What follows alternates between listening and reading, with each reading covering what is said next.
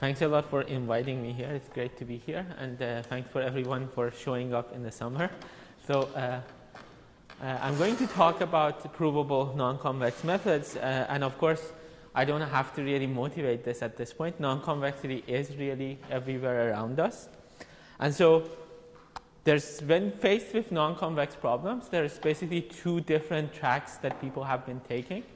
So one track which has been extremely popular over the last 10 years or so is, you have a convex problem, you relax it into some way, and then you make it into a convex problem, and then you solve this. And so the ideology behind this line of research is roughly, when life gives you lemons, you convexify, right? So if you're facing with a combinatorial problem, you try to convexify it in some way. And there's been a lot of exciting success stories here. So if you have sparsity, you use the L1 norm. If you have low rank matrices, you have nuclear norms, like we have atomic norms and all sorts of things. But at the same time, despite, the reason this line of research has been very successful is because people have shown that if you actually relax these problems, you can still solve the original problem, right? So that's the exciting part. But at the same time, we also kind of know that these convex relaxations are not really perfect. So one way in which they're not perfect is in terms of speed. They usually require a much bigger computational and memory footprint. And you'll see also throughout this talk. And there's also a second aspect in which convex relaxations are actually not that great, which is in terms of data itself. So sometimes they require more data than if you were able to solve the non-convex problem. So they're actually not efficient enough sometimes in terms of data itself. So that is one track. It's basically you're faced with a non-convex problem, you go up the SOS hierarchy, and you try to relax it. So another, I would say, much older idea is you have a non-convex problem. What you do is you just follow gradient descent. And so this is actually the original gradient descent paper from the 1800s. So it's been around for a while. This is a Cauchy's paper on gradient descent. This is one of the first places I found it. And so these kind of local search heuristics tend to work extremely well.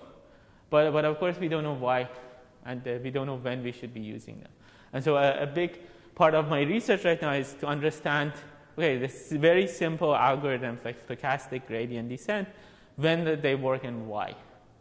So I'll talk about two stories with completely somehow different themes, but you will see that in both cases, gradient descent works surprisingly well. So the first one is about solving like a signal processing problem. The second one is a problem more of a combinatorial nature. But in both cases, we can manage to actually just run gradient descent.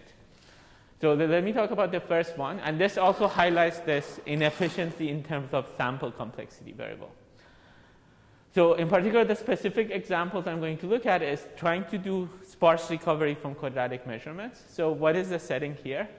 So I have a signal, and I get to see some linear measurements from the signal.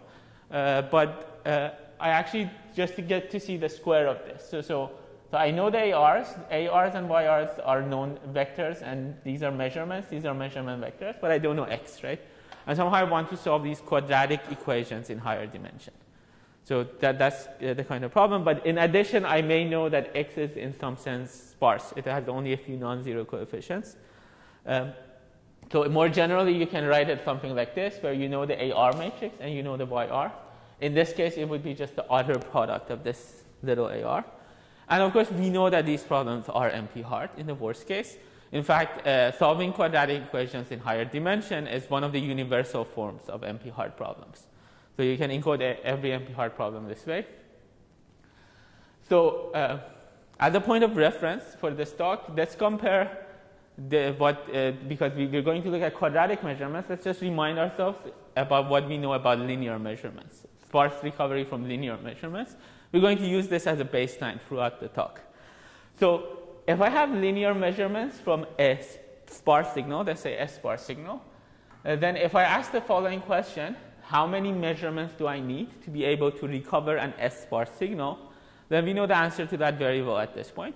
So first of all, we know that to be able for the signal to be uniquely identifiable, you need on the order of S log n over S measurements. So roughly equivalent to the effective dimension, right? So more than that, we also know that convex relaxations, let's say using the L1 norm, you can actually achieve this minimal number of measurements. So in this case, uniqueness and convex relaxation, you basically don't lose much. Maybe you lose a constant, but still on the order of things, you don't actually lose much. So not only can I uniquely identify the signal, I can do this in a computationally tractable manner. So, but if you look at the same problem with quadratic measurements, so now I again have linear measurements, but I just square the result, right? So then, in this case again, if you ask the question of when is it that the signal becomes uniquely identifiable, then it's again S log n over S. But if you ask, okay, how many measurements do you need to be able to recover this in a computational tractable manner, this is not known. We don't have a precise answer. So what people have done for these kinds of problems is we look at convex relaxations. So in particular, this is roughly the sketch. I don't want to get into the details of this a lot, but because we want to move to the non-convex case. But roughly the idea is, okay, the original problem I want to solve is I want to find a vector which is consistent with my quadratic measurements, but has as few non-zeros as possible, right? So this is the original combinatorial problem. What people typically do is somehow lift this problem in higher dimension, and instead of looking at the vector z, you look at the outer product of z transpose. And what happens is essentially you can turn these quadratic measurements into linear measurements about this larger high dimensional matrix. And so the question becomes like, I've tried to minimize the factor subject to linear measurements from the matrix. So this is, these two problems are actually equivalent still. So there's nothing lost here in this transformation. And so now the idea is, okay, how do I impose sparsity on the factors? Then you see, okay, so if the vector is sparse, then the outer product is also in some sense sparse, right? So this matrix will also be in some sense sparse, so you could use an L1 relaxation on the matrix, like entry-wise. And so this is what people have been doing. And so this leads to sort of an SDP relaxation for this problem. In the context of phase retrieval, which I'm going to talk about more, this has been studied by these groups recently. So, okay, what kind of guarantees can you get for these SDP relaxations? So if you assume like the measurement vectors are IID Gaussian, they're in some sense generic, then what people have been able to show is that as long as you get S squared log n measurements, then in fact this SDP relaxation gives you back the signal, in the sense that the solution to this SDP problem gives you XX transpose. And so now if you know XX transpose, you can do an eigenvalue decomposition, find X, right? So in this sense, you get exact recovery as soon as you have S squared log n. Okay, so at this point, you might be wondering, okay, so maybe their result is somehow suboptimal, that you don't get to order S log n over S. But the same authors and others, including Bobak's group, they basically were able to show that actually if you use this convex relaxation technique, you cannot get better than ordered S squared measurements. So in this sense, convex relaxations are fundamentally inefficient in terms of sample complexity. So you cannot do better than here. And so what you see is you see an emergence of a barrier, right? For unique recovery, but not with computational tractability, you need S log n over S measurements. But convex relaxations, you need much more. And so you basically have a barrier appearing. I keep forgetting to remove this joke because, but but let me try to motivate it. Why do you actually would you care about these problems? I would like to argue that there's a lot of reason to care. So here's the engineering motivation behind this. This originates from sort of these phase retrieval problems in optics. And so the idea is that you have a sample, you shed light on a sample, and if you look at a screen sufficiently far away, what you get to see is in fact the Fourier transform of the sample, right? So it's like optics takes Fourier transform for you. But the problem is that in optics, especially in this regime of light that we're talking about, you cannot measure the phase of the electrical field. You can only measure the magnitude. And so the question is really, you have magnitude measurements of the Fourier transform of an image. How do you recover the image itself? And this is the phase retrieval problem. How do you recover a signal from the magnitude of the Fourier transform, right? And of course, this is impossible. So let's just look at a discrete case, right? So if I have a discrete signal, I look at the DFT coefficients, magnitude of the DFT coefficients. Obviously, I cannot find the phase, right? Because I can just assign any phase, invert the Fourier transform, get a new signal. So this is obviously in general impossible. But then this is where it gets kind of neat. There are ways of creating redundancy in the system that makes the system well posed. So and in practice, the way people create this redundancy is by either moving the light source. This is through a process known as tychography. Or you move the screen around. That would be called phase from defocus. So you move either the light source or screen around. And by this, you get a new batch of measurements. Okay, and so that's the idea. And so each movement gives you an additional modulated sort of DFT matrix. So this has sort of the effect of modulating the signal a little bit. And so essentially the effective is you still get linear measurements from the signal and the magnitude of the linear measurements from the signal, but each set of measurements gives you a batch of a new matrix. And so if you do this often enough, then you kind of the system becomes well posed. And so you can actually find a unique signal, at least up to a global phase factor that obeys this. So then you might ask, okay, what is the problem then? Why do we care about sample complexity at all? Let's just keep moving this, so either the screen or the light source, right? And so this is where the main challenge is we're talking about nano-scale imaging at this point. So these are systems that are used a lot in that kind of range. And then calibration is extremely time-consuming. And just to clarify this point, so here is and one of the reasons people actually care about this setting is actually for military applications. And so here the motivation is let's say you have electronic chips. They're being manufactured more and more outside the U.S. And so there is especially in the U.S. security apparatus, there's a huge worry that what if somebody plants something inside this chip, and then nobody knows about it, and so they say, adversarial government can basically shut down U.S. power grid by just flipping a switch because it was actually manufactured there, and so this is a major concern. So in this kind of for chip imaging, and just so you know that I'm not making these stories up, this is BAA from IARPA from January 2016, where the target is to image a 1 centimeter by 1 centimeter integrated circuit at 10 nanometer resolution in 3D within 25 days. So there is explicit time constraint here. And again, this goes back to calibration, because these are extremely difficult to calibrate. You cannot take a lot of samples in 25 days. Just to give you an idea what current technology is at, first of all, in terms of nanometer resolution, it's actually nowhere near close to 10 nanometers. And in fact, you need a lot of samples. So in fact, you need somewhere around 2,500 days, because this is actually a very huge chip when you're talking about nanometer scale. So that's kind of extremely time consuming to gather all of these samples. So you really need to do a huge reduction in the acquisition time, which translates into sampling time. So this is why you cannot keep on, you should care about the sample complexity. And of course, in some sense, we know that there's a lot of hope, because you're not imaging arbitrary images, right? So you're actually imaging like very well-structured objects, right? That you're imaging electronic chips. And the hope is that if you use prior information in a good way, you can actually still reconstruct the system, even with less samples. So, but going back to the theory land, so we have sort of this issue of this barrier, right? So we want to reduce sample complexity, but our convex relaxations, forget about computational efficiency, even in terms of sample efficiency, they're not that great. So this is where we have to go non-convex.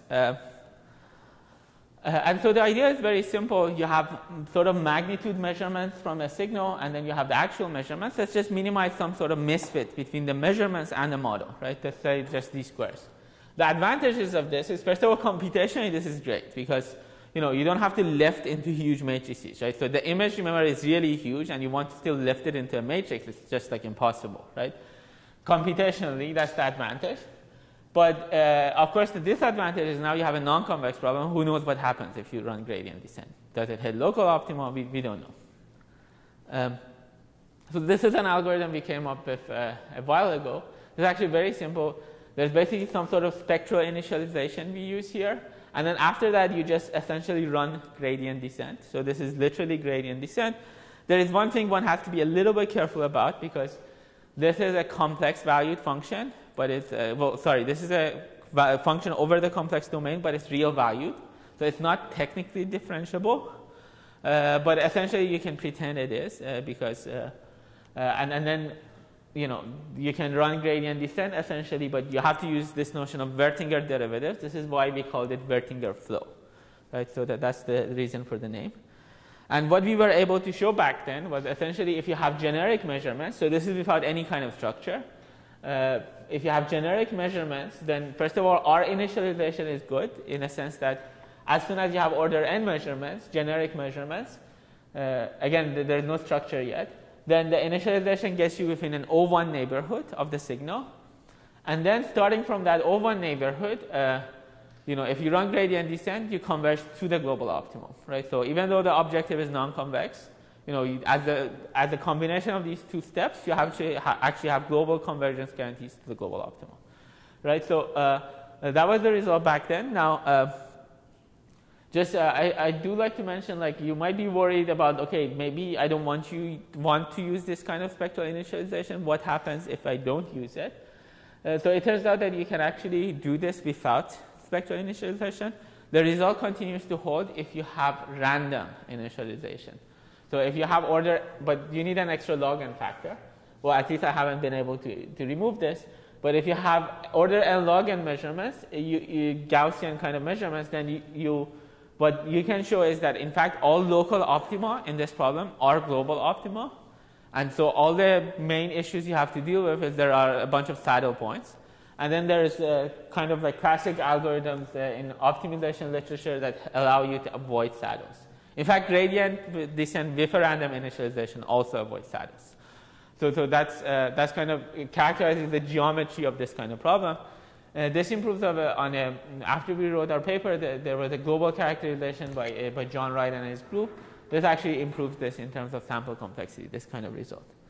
But in practice, I mean, this is why another reason we need to use or utilize prior information. In practice, we still have, with the number of samples we face in practice, we do face sort of local optimality issues.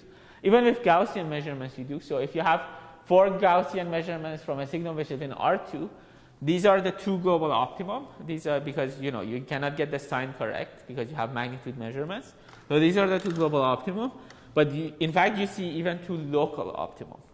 So even with Gaussian measurements, if the sample complexity is not high enough, you start seeing local optimum. And this is a plot just to confirm this. If you initialize from different regions, you can see that in these 2 regions, in these kind of regions, you converge to the global optimum. The error is 0. In these regions, you actually converge to local optimum. The error is non-zero. And this is not a product of the Gaussian measurements. In practice, like in a process like in topography, this is the global optimum. This is a local optimum. You see artifacts. So we really do, this is an issue. And so this is a second reason. In addition to reducing acquisition time, this is a second reason why you want to utilize prior information, so that hopefully you can get rid of these local optimality issues. And so the idea is very simple. So to get rid of these issues, you try to use prior information. So you have quadratic measurements from a signal. Well, you have a quadratic model. You try to fit it with these squares. But now you enforce some prior constraint through a regularization function, right? So if it's sparsity, you can use the L1 norm or something like this. And the algorithm is very simple. You do gradient descent, but then you project onto your constraint set. Then you just run projected gradient descent. Still the algorithm is very simple. So now the question is, how many measurements do we need for this algorithm to converge to the global optimum again and find the underlying signal? So in order to, because I want to do this with arbitrary regularizers. So I don't want to put any constraints on my regularizer. So in the first result, maybe I just want it to be convex. But other than that, I don't want to, just look at L1 or something like this. So as a baseline, I'm going to look at the problem in the linear case again, because if you have nonlinear measurements, if you cannot make the same number of measurements work in a linear case, there's no hope of making it work in a nonlinear case, right? Because in some sense you lose more information, right? Because you put the magnitude, you lose the phase information. So if you try to solve the same problem in the linear case, at this point we have a very good understanding of when can you recover a structured signal from linear measurements, generic linear measurements. There are sort of these phase transition phenomena, and we understand them very well. So in general, like this is a result. Don't worry too much about the details, but basically for a signal and a regularizer, we know there is this quantity, the minimal number of measurements, such that if you're above this minimal number, you get exact recovery using this convex program. So this is convex because the regularizer is convex. And we understand this very well at this point. So there are all these phase transitions. So if, for example, in a case of sparsity, this would tell you something like with 2s log n over s measurements, L1 relaxation recovers the original signal. So we're going to use this as a baseline. This is what we're going to compare our sample complexity with this M0. And so for this problem, again, we're now fitting magnitude kind of measurements. We run projected gradient descent. So the result is that as soon as you exceed this phase transition by a log n factor, and this is for arbitrary convex regularizers, as long as you go above the phase transition by a log factor, if you start from an O1 neighborhood, you actually again converge at a geometric rate to a global optimum. So even though you have a nonlinear measurement function, there's really nothing except for the log n factor. There's nothing lost here in terms of measurement complexity. You just lose a bunch of constant and logs. So in fact, again, for sparsity, this will give you 2s log n over s times log n measurements. So remember before we had this s square issue? At least locally, you're getting rid of that. So the sample complexity is significantly reduced now. I just want to point out, even in this local neighborhood, this was not known. Some of my co-authors with other groups, like with Tony Jiaodong Li, which was one of my co-authors on the original paper, with a bunch of people at UPenn, when they studied the local problem in this sparse case, they were not able to show better than s square measurements, and somehow this improves on that kind of result locally.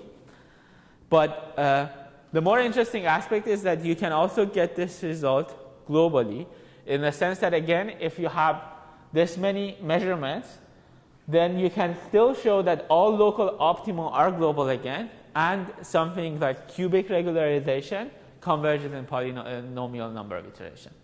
So in some sense, this characterizes the global landscape also, so with a much reduced number of measurements. There is still a gap in terms of computational tractability, in the sense that it's not clear cubic regularization is always tractable with constraints, but at least we know there's no local optimality issues. There might be some saddles appearing, but there's no local optima. So again, for sparsity, this will tell you that this nice geometric picture holds with 2s log n over s times an extra log n factor. So let me just talk a little bit about how you would even try to improve this result a little bit further. So it turns out, if you use a slightly different loss function, which is, this one is not differentiable anymore.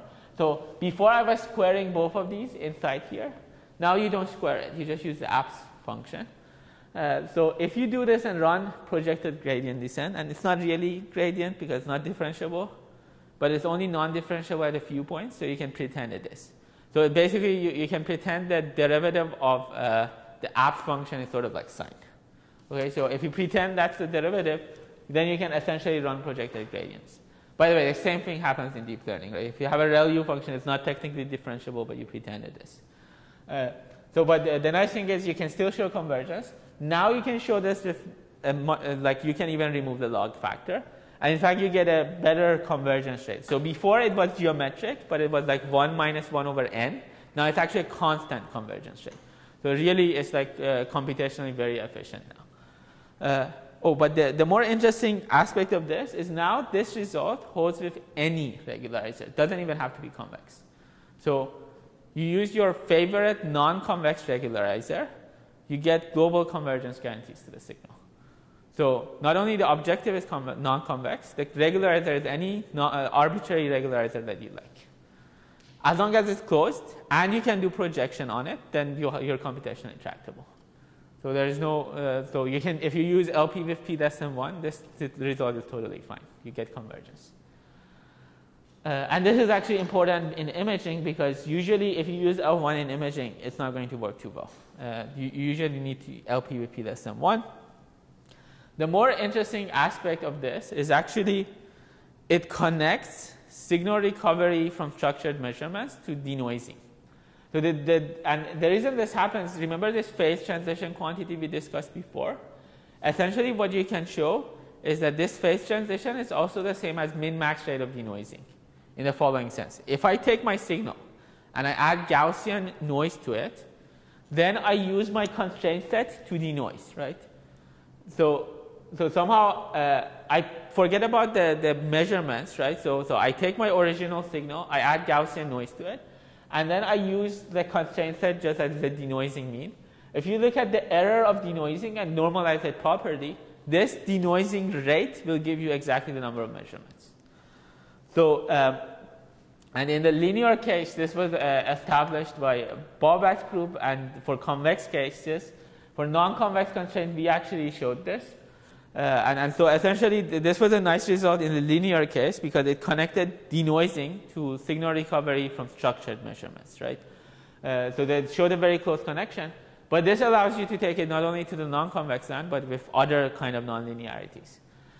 But why do we care about this result? Why is it significant in practice? Because this tells you, like, if I have a structure, it tells you what regularizer you should use. So it actually informs you about this. So if you have, for example, a plus minus 1 valued signal, then you can do the math and you can figure out that actually the right regularizer or the right sort of projection operator to apply in each iteration is tangent hyperbolic, which kind of makes sense, right? Because it forces things to be between plus minus 1. And like when they're close to plus minus 1, it forces them, right, to be plus minus 1. So if you have integer valued, if you have optimization over integer valued, then what you do is you can basically threshold to the closest integer. And that would be a good denoiser, right? But even if you find a better denoiser, it will even improve your results. It will reduce sample complexity. So it basically tells you what nonlinear mapping you use in the iterations is intimately connected to the best denoiser against Gaussian noise. So in particular, this tells you, okay, so if I have, again, a structured signal recovery problem, can I come up with a data-driven way to even find the regularizer? And so the idea here is, for example, with the chip imaging example, we can acquire a lot of chips from IBM. We managed to convince them to give it to us, actually. So then what you could do is, you could train the best regularizer to use in the following sense. You just add Gaussian noise to a data set of images, try to train the best denoiser on this data set. So this has nothing to do with the actual experiment we're going to run, right? So this is an artificial experiment to learn the best denoiser. Now, in the presence of Gaussian noise. Now, once you've learned this denoiser, you could apply it in your iterations for signal reconstruction. So this allows you to even train for the best for the best algorithm in some sense. And so, for example, one way you could do this is sort of by some of these deep architectures, like, for example, using autoencoders, right? But it's not just that, right? Like, there's a whole technology in traditional signal processing used for, finding best denoisers in imaging, right? This used to be a very classical problem. Now you can use this in your signal reconstruction. You just take your denoiser, you apply it in every iteration, and then that is going to be a good signal reconstruction scheme. So if you have your original signal, if you can find the denoiser that is able to denoise Gaussian noise, then if you use this in your reconstruction, so okay, let me explain this a little bit better. So you know how if you want to enforce sparsity, what do you do in each iteration? You essentially do soft thresholding, right? So in some sense, you can think of a soft thresholding as a denoiser, right? because your signal might be like the original sparse signal plus some noise, right? That's sort of the intuition, right? So now, if you have an arbitrary image, well, the soft thresholding will not work so well. But then we have all these denoisers to denoise images. That will work better than soft thresholding, right? So you use that instead of the soft thresholding operator. So but this makes it principled. So this intuition that we've had, like the soft thresholding is meant to enforce sparsity because it's, in some sense it removes the noise in iterations. This is actually precise now. So you can just train a denoiser that removes Gaussian noise and then use that in your reconstruction algorithm. That's kind of the idea. Oh, and by the way, feel free to stop me at any time if there's nothing clear. Best can vary though. Right. So yeah, best means in the sense of what minimizes this min-max rate. So the smaller this min-max rate is, this is you add Gaussian noise of a certain variance, you normalize by the norm of the noise. So the denoiser that minimizes this will be the best thing to use in some sense. So in the linear case, this has been made precise. In the nonlinear case, I can only show this up to a constant. So it's not precise in that sense, but it's at least a good guideline.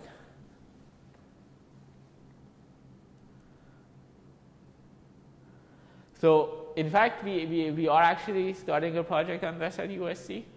On the engineering problem I discussed, we were actually one of 2 teams who were awarded this grant. And so the idea here is we're doing our collaboration with the Paul Scherrer Institute in Switzerland, Argonne National Labs, and Stanford SLAC. And so we're actually trying to do this imaging in 25 days. So this is, again, this image is courtesy of the PSI people in Switzerland. This is what our setup currently looks like, our microscopy setup. And so we're not there in terms of actually being able to image a whole chip, but what the Swiss people, the Swiss optics people are doing now is essentially poke holes inside this chip, and then you try to basically image just this part for now. And the kind of results we get, so this is from our simulation testbed. So the kind of results we kind of get right now is, so we can actually hit our target resolution. So remember, it was 10 nanometers. So we can get up to 8.4 nanometers. But we can do this in 52 seconds for a 5 by 5 micrometer square chip, like portion of the chip. And if you go back to what they wanted, it's like 1 centimeter by 1 centimeter. And if you do the math, it's like about 2,400 days. So we're still not there yet, but we have more time. So if you use a little bit of regularization, and there's a lot of other issues that we're not there yet, like even the size, there's a whole bunch of range of practical issues. So if we start using regularization, and this is courtesy of one of my colleagues at USC, then we're not going into the details of this, but essentially we can improve things. And this is roughly, just ignore these numbers, this is a scaling number. So this means that you can subsample by a factor of 12. This is not on the actual problem, this is on a much smaller scale problem. But if these results continue to hold, it roughly tells us that we can maybe get to 200 days. So still not 25, but we're slowly maybe getting there. We have 3 more years, I guess, to figure things out. And again, as I said, there's a whole bunch of other issues. Okay, so let me quickly talk about the second problem very quickly, because it's a completely different flavor. So this problem, you kind of expect gradient descent to at least empirically work well. Maybe you don't expect it to work well theoretically because there might be local optima. But empirically, it kind of makes sense. You have a non-convex problem, you run gradient descent, you might expect to get some kind of good result. So the second class of problems I'm going to talk about is something like where gradient descent is kind of not even natural in some sense. Let me just briefly mention about the theory behind this. Somehow, roughly the theory is kind of a combination of using some control theory and stochastic processes, so concentration of stochastic processes. So essentially, the idea is that if you want to analyze projected gradient descent, let's say you want to show in one iteration, you get an error reduction by 1/2. So the idea is that you can basically look at what is the 2 norm of this. This kind seems actually extremely silly to write 2 norm like this. You take supremum of u over unit points, and you look at this. So you look at this ratio for all z. because the function is random, so this is a random process over z, indexed by u and z. So if you can bound this random process by 1/2, it means that you've actually proved this, right, in some way. And so this is why there's a connection with concentration of stochastic processes. But that's fairly technical, so I won't get into the details of that. But essentially what you can show is that you can uniformly bound this stochastic process by 1/2, so you get a convergence rate of 1/2. So let me talk about the second problem very quickly. I won't go much into details, but it's just because it's of a different flavor, I think you would appreciate why gradient descent is so powerful. And I stole some of the introductory lectures from other people because this is not my area of expertise. It's just I was at Simon's Institute at Berkeley, and I went to a tutorial by these people, and I thought, okay, why are people not running gradient descent? And so so I'll use their slides for the introductory part. So this is this is why they're not running gradient descent, because it's a discrete problem. So essentially the question is, I want to maximize a function, but this function is from sets to values, right? So I want to find somehow a subset over a bunch of sets. So I want to find the best subset that maximizes some function. So this is an optimization over sets. So this is the power set of a set, and you want to find the best subset in some way. So and you can imagine why this would come up. So maybe you have possible sensors, locations that you want to do, like these are candidates. You want to pick the subset that is most informative, right? Let's say you want a subset of size 3 that is most informative, right? You have to look among all possible subsets and pick the most informative one. It's the same with experimental design. So sort of you come up with a function value which captures somehow information, how informative it is, and you find the subset that is in some sense most informative. And so the kind of class of problems we look at is functions which are submodular. So the idea here is that if you have a set, you add an element to it. The added benefit diminishes the larger the set is, right? So they think of like buying products in a store or something, right? So if you have like 10 items already, if you grab a new item, probably there's not much added value. But if you have like just 1-2 items in your, if you picked up 2 items already, if you get a new item, that's probably more informative, right? So that's what all this is saying. It's like the function needs to have this diminishing return property. And again, like this problem of sensor localization does, right? So you can show that somehow the larger the subset is, the added value is going to be smaller, right? By putting something new inside it. And again, there's lots of problems like this, whether it's image segmentation, environmental monitoring. A lot of things actually are this kind of submodular optimization problems. And again, let's concretely talk about this. You want to find a subset that maximizes this function, and let's say you have a constraint on the size of this subset. So let's say you have a set of n items. You want to pick a subset of size k, which is the most informative, right? You can imagine this is also useful for summarization. You have a huge data set. You want to get a summary of it, which is most informative in some sense. And so what people do, and this is actually a fairly good algorithm, is they run basically some greedy heuristics. You basically start from the empty set. You check all items. You see when is it that improves things. And if it improves things, then you add it inside your set, right? But you do this only k times, so that you don't exceed the maximal number. So that's kind of a greedy heuristic. And there's relatively good theory here, which is like if you run these sort of greedy algorithms, you cannot show convergence to global optimum, but you get approximately close within a factor of 1 minus 1 over e. So you cannot exactly reach global optimum, but you get within a factor of this. So, and in fact, you can show no polynomial time algorithm can improve on this approximation ratio, but it doesn't mean for all problems you can't, right? So for specific problems, you might be able to. So there are some issues with greedy algorithm, especially when running it on large data sets. There's not very concrete ways to make it stochastic in some sense. That's the major issue. And in terms of computational complexity, it's also not very efficient if your data size, the items, the total number of items is huge. So this is why people have also started at looking at somehow the continuous version of this problem. So this is a discrete value problem, but there's ways of essentially making it continued value. And the idea is very simple. It's essentially, you care about subsets. So essentially what you do is for each item, you toss a coin with probability x1, xi. For item I, you toss a coin with probability xi. And then you look at the average value of this function over the probability distribution x. So the original function is discrete valued, it's over subsets. But now if you pick items according to some probability distribution x, now this becomes a continuous valued function over x. But the beauty of this is if you actually solve the continuous version of the problem, you can go back to discrete time. There's rounding techniques to go back. So now this is where I started saying, why are people not running gradient descent, right? Because they have all these sorts of fancy methods to actually optimize this function. But apparently nobody actually looked at just running gradient descent. And of course, the reason people are not looking, and this is sort of continuous greedy methods, so they come up with heuristics, and they can prove things about those heuristics where you try to optimize this function in some way.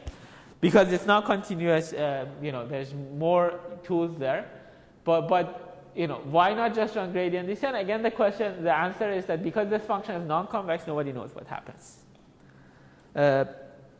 But surprisingly, what we started looking at is, okay, let's just run projected gradient ascent. Again, this is a continuous valued function. We do gradient ascent because we're trying to maximize, and then you project onto this set, which is essentially the simplex, right, of a certain normalization. So if you actually run this for some of these summarization tasks, which essentially it's about like find the best subset of a matrix, which is in some sense more informative in terms of volume here. Then you can actually show that empirically this actually works much better than the greedy algorithm in terms of value. So you get 10% improvement in value, the objective value. So we sort of have some theory. I don't want to go too much into detail, but what we can roughly show is that even if you run a stochastic version of this, you can show that starting from anywhere, you always get a factor of 1/2 approximation. So here, the non-convex problems I talked about before, they had some sort of randomness in measurement or something like this. So here, if you ignore the stochasticity, like if you, let's say there is no stochasticity, you actually just use gradient descent, there's no randomness, right? But you can show that gradient descent, even though it's on a non-convex objective, it may not go to the global optimal, but you always get a factor of 1/2 approximation for it at least. It goes to 1/2 of optimal. So at least for this class of problems. So this result is sometimes deterministic. So because sometimes people complain, okay, maybe this kind of results is useful if you have these randomized models, right? But this is completely deterministic now. And again, using gradient descent, you can solve a discrete value problem, which I also find interesting. So let me try to conclude at this point. So what I talked about is, again, there has been a major trend over the last 10 years, which is we use convex relaxations to solve combinatorial problems or problems that we know to be hard. And we can show that in some sense they're very good. You get global results. You can solve the original problem. But they may be inefficient in terms of either sample complexity or computational complexity. And this is a good one reason to go to non-convex NAND again. And so I discussed, in the context of phase retrieval, I discussed ways to actually overcome the sample complexity issue. And there's also a lot of other exciting problems of this nature, which appears a lot in computer science, is how do we break through some of the sample complexity things that have appeared recently. And the second part of the talk, it was, you can even run gradient descent on a discrete valued problem if you go about things correctly. And so hopefully I'm hoping there will be more results of this where we can sort of bridge the gap between the discrete problems and the continuous versions of the problems. And here's some of the papers I've been working on over the past few years on non-convex problems. These are all for non-convex things. And let me stop here. This is the question I'm really wondering about these days, is when should you just run gradient descent? Thank you.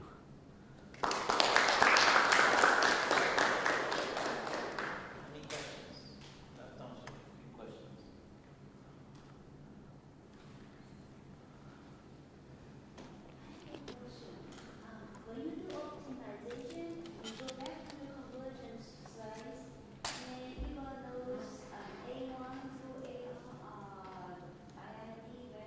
Right, yeah. In this result, at least for now, these are, so let me stop like here. So here I'm assuming like the measurements are random. So in some sense, I'm assuming the measurement vectors are generic. And more than that, I'm assuming they're actually Gaussian vectors, right? So in some sense, obviously for these problems, I cannot show for any vector this works because it's NP hard. But I'm showing that for at least these generic random measurements, the landscape is favorable. So an accurate objection would be, okay, so the measurements we have in practice, they're not random, right? Yeah, that's a very valid question. But it turns out, so we don't have the theory for this yet, but it turns out they're not too far from random, at least for some measurement processes. So, and this is this idea of essentially if you have a Fourier matrix and you multiply it by a random sign, you basically randomize the columns with a random sign pattern. For all practical purposes, this behaves like a Gaussian matrix. So now you might be asking, okay, where does the random sign in the columns come from in our design pattern, right? So I'm sorry, so again, you start out with Maybe I can use even the board, yeah. So here is my claim, and I've been able to verify this claim in a linear case actually. So essentially the claim is that if you have a DFT matrix, you multiply it, you subsample this DFT matrix, okay, you subsample this at random, and you multiply it by a random sign matrix. So you multiply by diagonal matrix, let's say D1 to Dn.